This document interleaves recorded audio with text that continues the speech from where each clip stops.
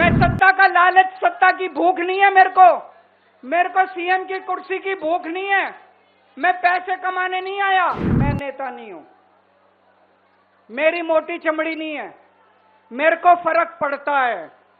मेरे पे जब ये कीचड़ फेंकते हैं बीजेपी वाले, मेरे को जब ये चोर कहते हैं, मेरे को जब ये भ्रष्टाचारी कहते हैं, मेरे को जब ये गाली देते हैं, मेरे को फर्क पड़ता है। आज मेरी आत्मा पीड़ित है, मैं अंदर से बहुत दुखी हूं और इसीलिए मैंने इस्तीफा दिया।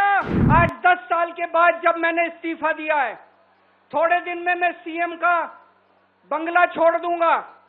आज दिल्ली के अंदर मेरे पास घर भी नहीं है रहने के लिए। मोदी जी ने हमारे ऊपर सबसे कठोर कानून लगाया, इस देश का ईडी का कानून, पीएमएलए। उसमें बेल भी नहीं मिलती, उसमें बेल भी नहीं मिलती, लेकिन केस फर्जी था। आपके मन में ये चल रहा होगा कि केजरीवाल ने इस्तीफा क्यों दिया। मैंने इस्तीफा इसलिए दिया क्योंकि मैं ये सब करने के लिए, गंद करने के लिए नहीं आया था। मैं भ्रष्टाचार करने के लिए नहीं आया था। मैं सत्ता का लालच, सत्ता की भूख नहीं है मेरे को सीएम की कुर्सी की भूख नहीं है। मैं पैसे कमाने नहीं आया। पैसे कमाने होते इनकम टैक्स कमिश्नर की नौकरी करता था। उस नौकरी में जितने करोड़ों रुपए चाहता मैं कमा सकता था। पैसे नहीं कमाने, देश के लिए आए थे, भारत माता के लिए आए थे, देश की राजनीति बदलने के लिए आए थे। दोस्तों,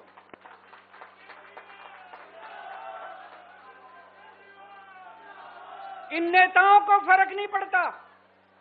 इन नेताओं की मोटी चमड़ी है, इनके ऊपर जितने मर्जी आरोप लग जाएं, इन नेताओं को फर्क नहीं पड़ता। दोस्तों, मैं नेता नहीं हूं, मेरी मोटी चमड़ी नहीं है। मेरे को फर्क पड़ता है। मेरे पे जब ये कीचड़ फेंकते हैं बीजेपी वाले, मेरे को जब ये चोर कहते हैं, मेरे को जब ये भ्रष्टाचारी कहते हैं, मेरे को जब ये गाली देते हैं, मेरे को फर्क पड़ता है।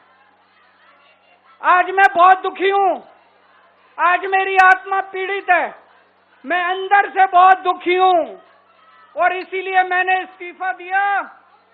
मैंने अपनी जिंदगी में केवल इज्जत कमाई है, मैंने अपनी जिंदगी में केवल ईमानदारी कमाई है। मेरे बैंक में कोई पैसा नहीं है, मेरी पार्टी के बैंक में कोई पैसा नहीं है, मैंने केवल इज्जत कमाई है। आज 10 साल के बाद जब मैंने इस्तीफा दिया है, थोड़े दिन में मैं सीएम का बंगला छोड़ दूंगा। आज दिल्ली के अंदर मेरे पास घर भी नहीं है रहने के लिए। मेरे को कई लोग कहते हैं, कैसा आदमी है यार तू, 10 साल राजनीति करी, 10 साल सीएम रह गया, 10 साल में तो 10 कोठियां बन जाती, 10 घर बन जाते, 10 प्लॉट बन जाते। मैंने कुछ नहीं कमाया 10 साल के अंदर, केवल आपका आशीर्वाद कमाया, आपका प्यार कमाया है 10 साल के अंदर। और उसी प्यार का नतीजा है, आज जब मैं घर छोड़ूंगा, मेरे पास इतने लोगों के फोन आ रहे हैं, इतने लोगों के मैसेज आ रहे हैं, जी मेरा घर ले लो, मेरा घर ले लो, मैं किराया नहीं लूंगा, मेरा घर ले लो। मैं आप सब लोगों का शुक्रिया अदा करता हूं। अभी श्राद्ध चल रहे हैं, श्राद्ध खत्म होने के बाद जैसे ही नवरात्रे शुरू होंगे, मैं सीएम आवास छोड़ दूंगा और आप में से ही किसी के घर आके मैं आपके साथ रहना चालू कर दूंगा।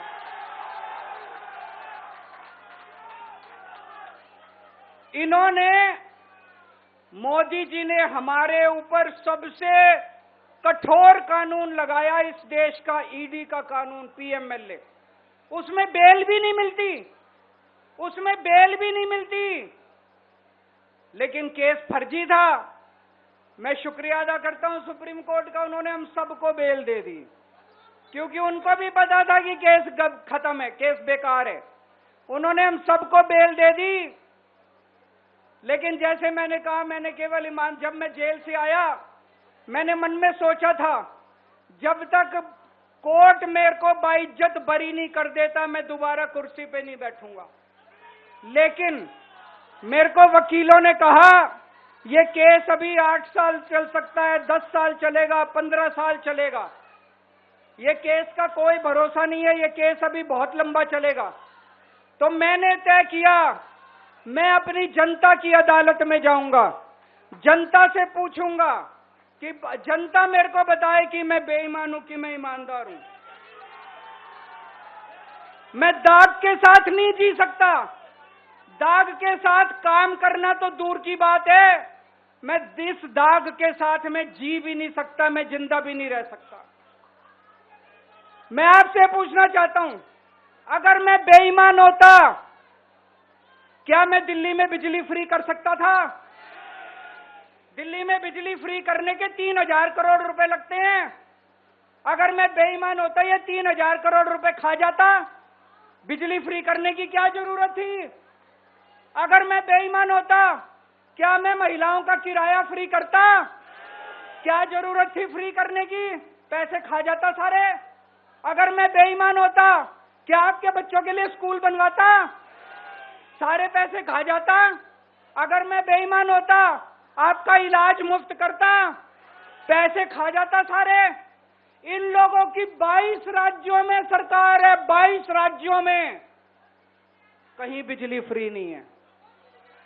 तो चोर कौन है? इनकी 22 राज्यों में सरकार है, कहीं महिलाओं का किराया फ्री नहीं है। तो चोर कौन है? आज आपके बीच में आया हूं, आपसे पूछने के लिए आया हूं, केजरीवाल चोर है या केजरीवाल को जेल भेजने वाले चोर हैं?